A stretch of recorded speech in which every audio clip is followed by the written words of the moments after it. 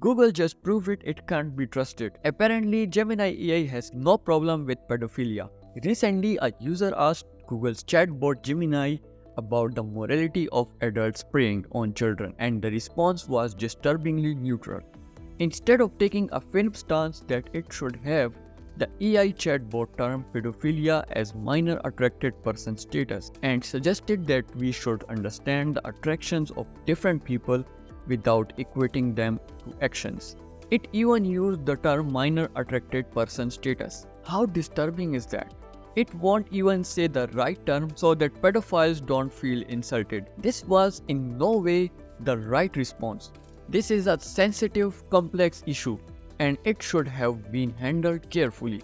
But the bot's response has enraged a lot of people.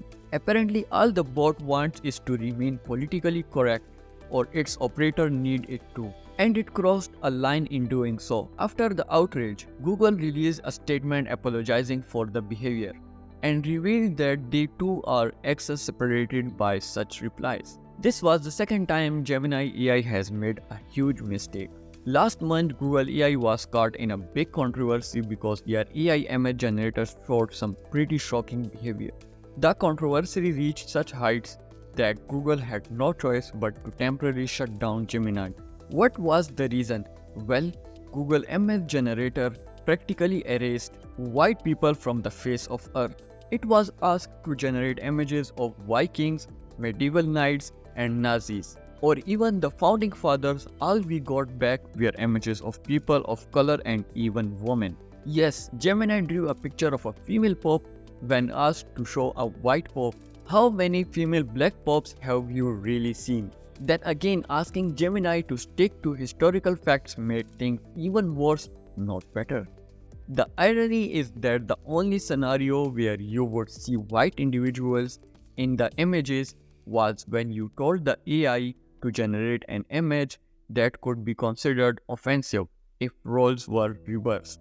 Only then it would generate images of white people. In short, it was trying too hard to avoid racism and include diversity, but ended up doing the opposite.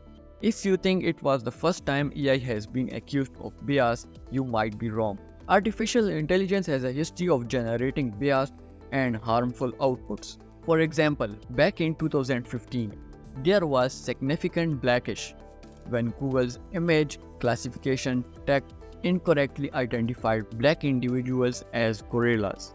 This disturbing error led to a public apology from Google and the removal of the label from their system. And then in 2020, the Washington Post did a detailed investigation on the widespread bias in image generating algorithm. The examination found that these systems often perpetuate stereotypes. They sexualize images of women and predominantly associate high-status professions with white men. When Google saw the response from its users, for sure it was not going to sit back and watch being torn down. When your AI starts acting out and someone as influential as Elon Musk also criticizes you, you have no choice but to step up and fix things, right? Musk called Gemini racist and anti-civilizational. What is that actually happened? So what did Google do?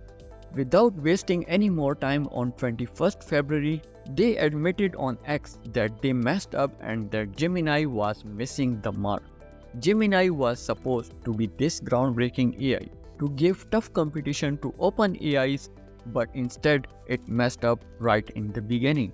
On the next day, by February 2022, Google announced that it would be putting a pause on Gemini, and they promised to come back with a new and improved version of image generator. And the next day, Google issued a long apology explaining themselves.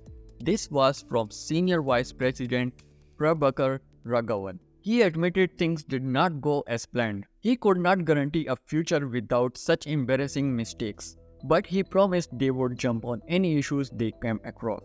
All in all, Gemini was suspended just after a month of release. Google released its chatbot in 2023 by the name Google Bard, which soon changed to Google Gemini. After a year, it released its image generation tool Gemini, and now that's off the table.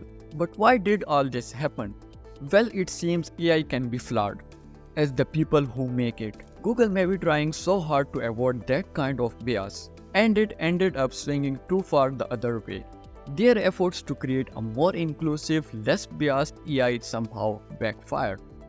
We have got these unexpected, almost absurd scenarios like non-historical white figures, like Asians, like black nurses, like founding fathers and the crew of Apollo 11. It is embarrassing and equally disturbing. While everyone is busy fretting about AI is taking over the world, it looks like we might have overlooked the real issue: the people programming these AIs. Are they letting their own views color the tech too much? These AI are being trained on data that is biased from the beginning, and so are the people training these systems.